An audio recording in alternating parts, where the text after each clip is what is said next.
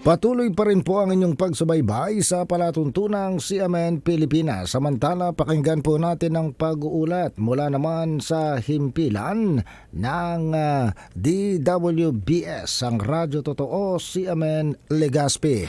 CNN Live Nation. Susan Balane, magandang araw sa iyo. Magandang araw Ariel, magandang araw Pilipinas. Itinakda ng Energy Development Corporation o EDC ang unveiling ng marker at ceremonial switch on ng 28 megawatt Palayan Binary Geothermal Power Plant sa July 5, 2024 sa bayan ng Manito, Albay. Una nang inumpisahan ang pagsusupply nito ng kuryente sa grid noong Enero ngayong taon. Ayon sa EDC, di dapat matapos ang pag-generate nito ng kuryente dahil isa itong GEO 24/7 kaya sustainable at 24/7 kung magbigay ng kuryente. Samantala, bago ang ceremonial switch on, ipipresenta ni Marvin Kenneth Bailon, Vice President and Head of Business Development ng EDC, ang brief background ng proyekto.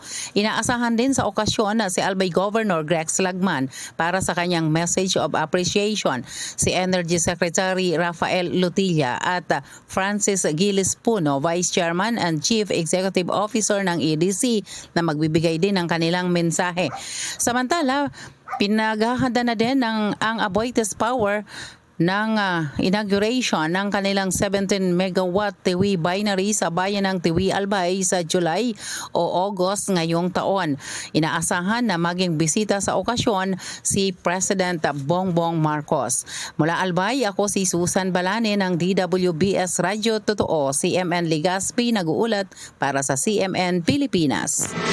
CNN Live Nationwide. Maraming salamat Susan Balane mula po sa himpilan ng DWBS Radyo Totoo, CMN Legazpi City sa Albay.